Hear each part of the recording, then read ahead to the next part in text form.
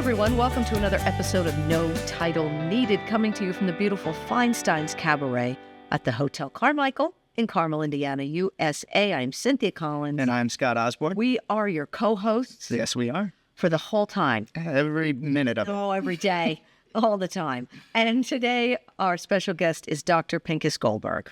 Dr. Goldberg, thank you for being here. Well, thank you for having me. We have never met. Nope. Have you ever met Dr. Goldberg? I have once, yeah. Well, How come you're always up on me and I don't know these people? But it's so nice to meet you now, of course.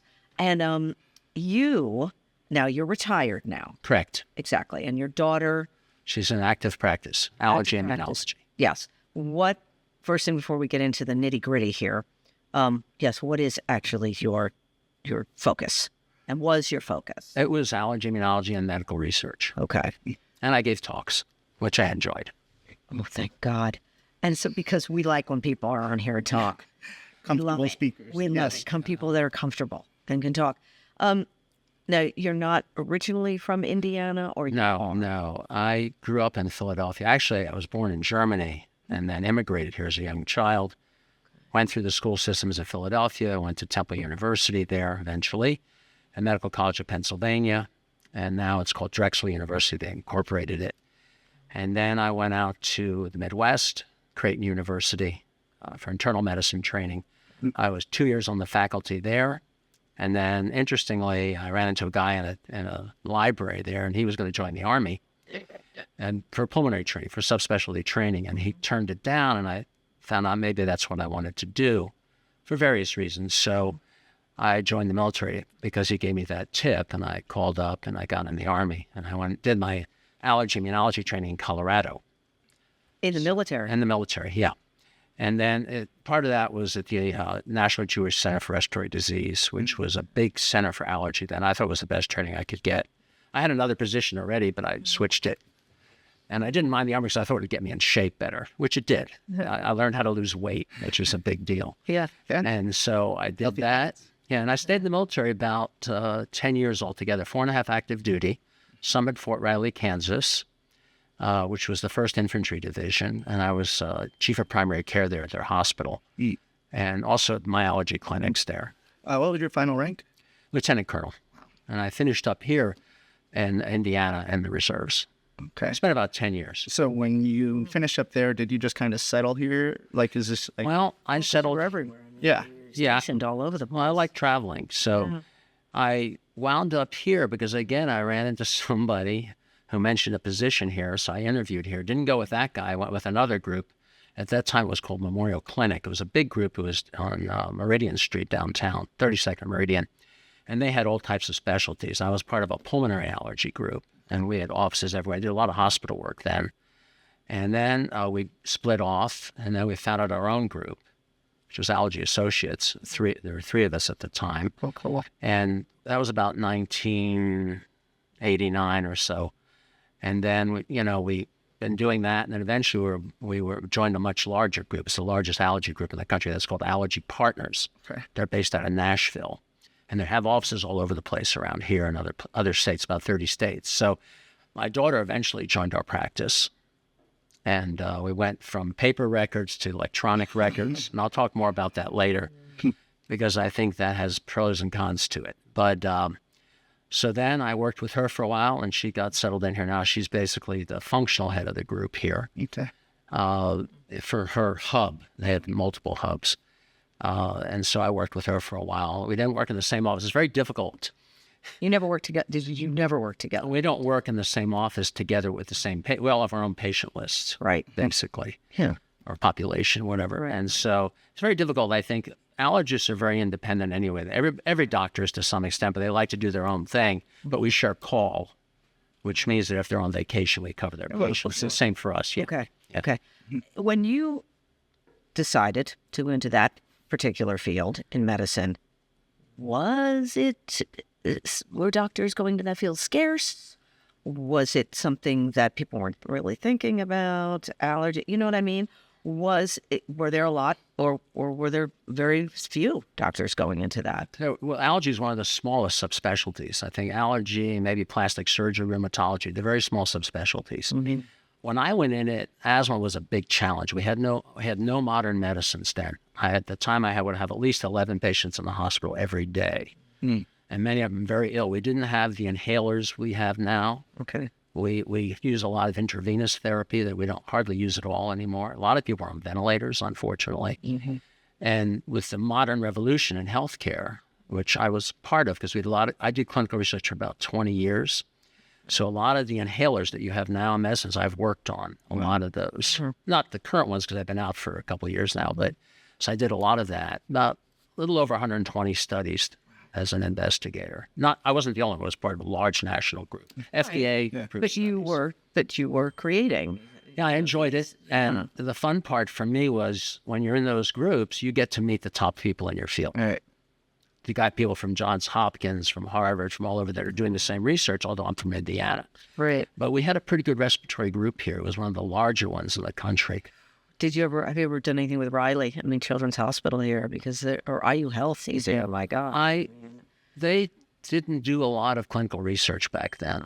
I think one of the problems is that it was less expensive for like the major pharma companies, even the minor ones that are starting up, to go with a group that's outside of the university setting because it's less expensive. They don't have it's quicker, less expensive. We went through review boards, of course, and FDA supervision, all this kind of stuff, but it's less expensive for them.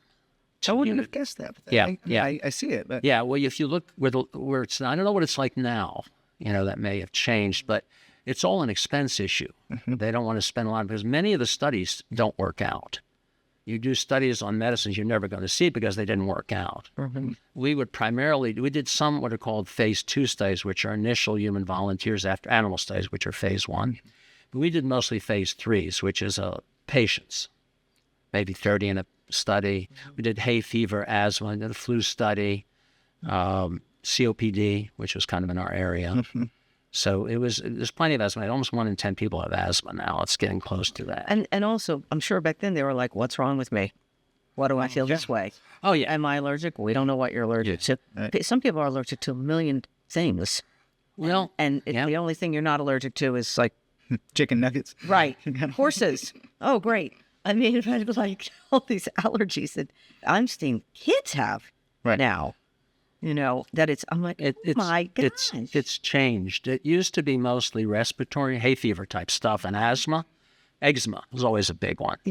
Yes, because my niece had horrible asthma when she was little and had eczema. Now it's gone. I mean, she is worked through it. Well, there are a lot of you can grow out of it, but that you grow into hay fever and asthma something. It's called the allergic march. Starts in the skin. We think food allergy starts through eczema too, because the food particles get through the skin, and then you develop it when you eat it. And that wasn't common when I started. Food allergy was not common at all. And now it's become very common. Eating food allergies. Who knew? Well, I just read something recently about peanut allergy, that the kids that are now starting on peanuts very early on, they have 40% less peanut allergy later in life. So that's shifted around. So they encourage you to give them, in a safe setting, peanut allergy, and into allergic families very early on, like 6 months of age or so. Oh, my God. Yeah, you have to start that's early. a big one, peanut allergy. Now. It is. But that's huge. But there are others, too. There's depending what you eat, there's all kinds of food allergies. Shrimp, usually more in adults. Right, shelf. All the tree nuts, egg, milk. Egg you usually outgrow with desensitization. So there's all kinds of protocols where you can desensitize children orally and adults. Yeah. So that's coming along. Quick question. Back to the allergies that are, developing, what are we doing differently or, poorly to cause, us as a society to be, what's in the food? Why are we getting more allergies? Garbage, and stuff that's in the food now, like maybe preserve, It could be. I think the main thing is that most people 100 years ago, they lived on farms, and this is going to take you back into they lived on farms, they were exposed to natural bacteria. Okay. So when you're exposed to that, the immune system develops more normally. Like the Amish don't get allergies very much at all, if any, hardly, because they live in an agrarian lifestyle. They're exposed to normal bacteria and the products they produce. So we don't do that anymore. Most of us don't live on farms. We're not in the sunlight very much either. So my basic protocol for patients was probiotics and prebiotics, which like yogurt. Doesn't have to be super expensive. Yeah, yogurt. And that helps Yeah. especially early on, reasonably early, to get your immune system settled down and become more normal, develop more normally. Okay. And then I think vitamin D is very important at this latitude. And every Try to be, yeah, and and so I would have vitamin D for everybody in my practice. And you can overdose if you take too much, but it's usually a dose that's reasonably safe that we pretty much give to everybody. And that helps with that too, because it's sunlight induced. And then it could be that we don't know about everything in the food supply. Preservatives may not cause allergies so much as they may cause other problems. I don't think it's been that well studied. I don't like anything artificial that doesn't belong anyway, because we don't know. It's just we don't know. Better to stick with natural if you can, because that's where we developed with, right? We developed a natural world. we have to take a break. Sure. So sorry, That's but okay. we're coming right back. Okay. Hold that thought. This is, Hold any thought. yeah, hold it. All right, thanks. We'll be right back after this word from our sponsor. Thank you.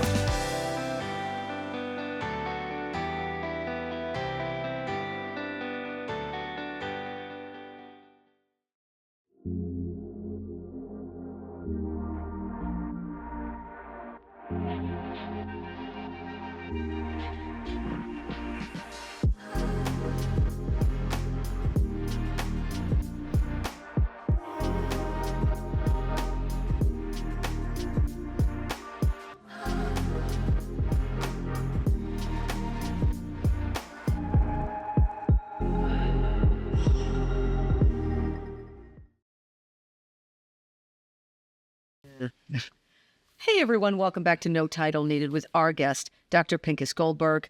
Dr. Goldberg, you have done miraculous things in your field. Well, you have. Yes. I mean, you talked about all throughout the years, not just your accomplishments, but helping to really enhance knowledge of allergies and the immune system.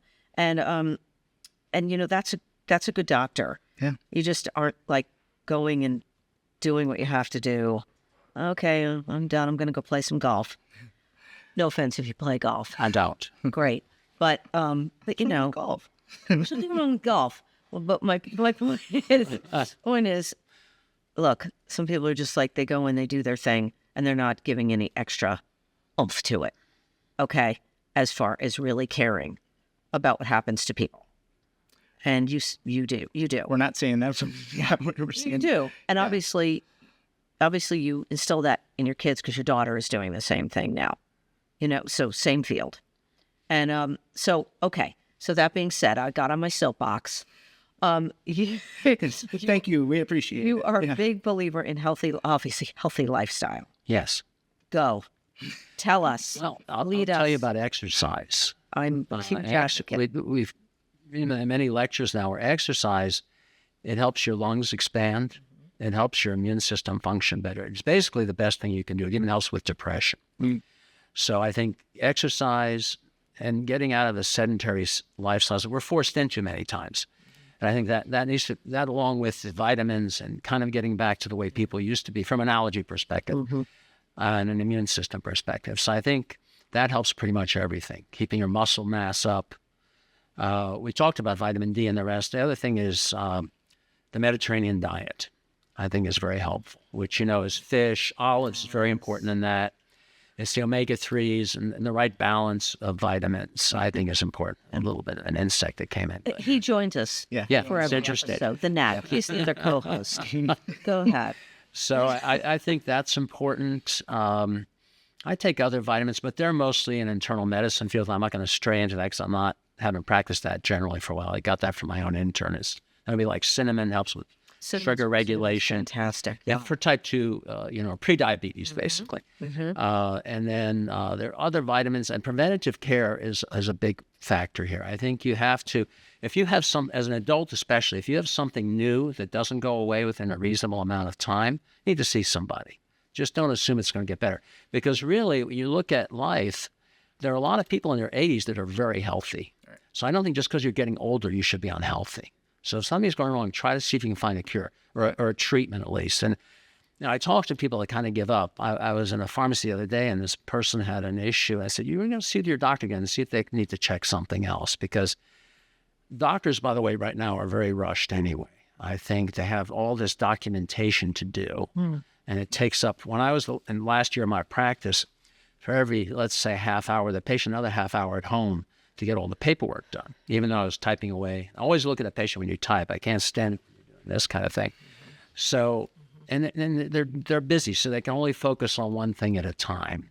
So you've got to remind them if you have a problem. You may have come for a blood pressure check. Remind them, I also have this problem. Right. Can you address that? And they will. They may have to bring you back again. But always preventative care is a big deal. And I think that's why people are living longer. And, with the intensive care units. I think they're living longer because medication, too. I mean, there's a lot of medication and people are living longer. They are.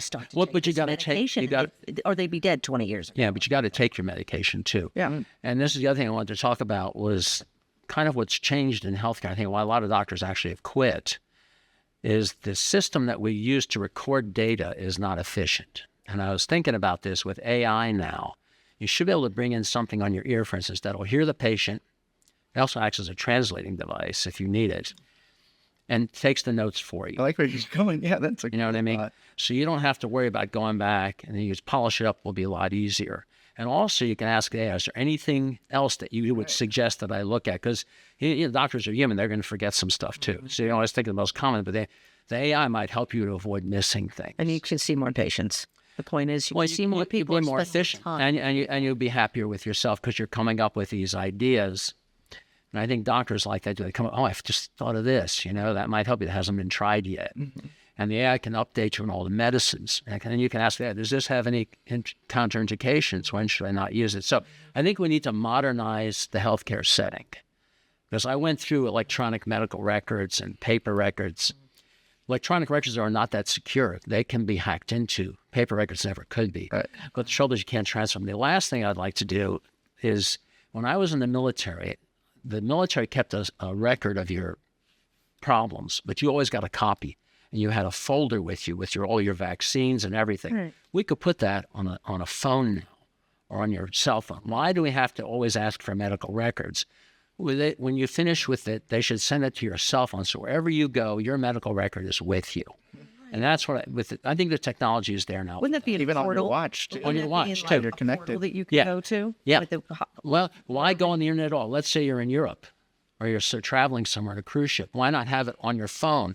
They can take it off your phone and put it on their machine, and they have everything they need to know about you. Yeah, right. Instead of calling up. Right, exactly. I think that hasn't been done that I know of. Instead, we've gone to these centralized medical record systems, which aren't that portable, really, between systems. Okay. That's the other thing. In Florida, for instance, where I live most of the year now, yes.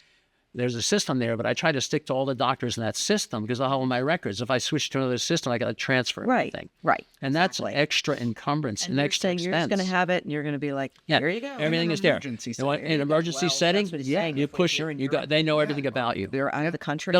It doesn't even matter if it's on the road and they stop and EMTs want to know what's wrong with you in a car crash. You'll have it with you instead of having to try to dig it out. Yeah. So I think that's one of the things I thought. I was thinking about what to talk about here, and I thought that would really help things. I don't know if it'll make it light a fire to somebody that's not young enough. That's hope.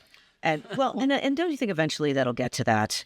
Don't you think so? I don't know. I mean, things change. Things do change. There are rapidly. There are cultures in medicine that once you get a certain culture, you're committed to it, and it's hard to make changes. Right. So I think it may take. We're stubborn. Well, it's a big change too. It's a big change. That's an overhaul of an entire. It is an overhaul of the whole system. Yeah. Got to get everyone on board. Yeah, enough that it gets started and people see that it's working better and cheaper. It's got to be less expensive, which I think it would be. We have to wrap it up. Okay. Oh my God, so sorry. That's okay. But you are retired now. You're living in Florida, having a lovely time near a hot. Yeah. And not much to do up here. You're going to be warm. And nice and warm down there with a lot of vitamin D with the sun. Yep. And so I wish we could. Me too, or go to Florida with you. Yeah. Sorry. I'd like that. Better yet. But thank you so much, Dr. Goldberg. My pleasure. And you, thank you for everything you've done in the medical field. Thank you. For your field in the medical field. And thank you for serving. Thank you for your service in the military, Lieutenant Colonel. So, and just thanks for being here. I appreciate it. Thank you for having me. Yeah, sure. It's always fun to talk. Right? And it's interesting for us. Yeah. Look how much we learn. This is so fun. Every week. We get to do this. I know. My God, we're so lucky. Yeah. And so are you for tuning in to another episode of No Title Needed. Thank you. Come on over to Feinstein, see a cabaret. They have wonderful entertainment going on almost every night over here. Beautiful venue, great entertainment, fantastic mixologists, and great food. And you won't be disappointed. And just come on over and do yourself a favor and see a great show. Great date night. It really is. It's a date night. It's a girls' night out. It's just a night out. It is. So I am Cynthia Collins. And I am Scott Osborne. And we are still your co-hosts, and we'll see you next time.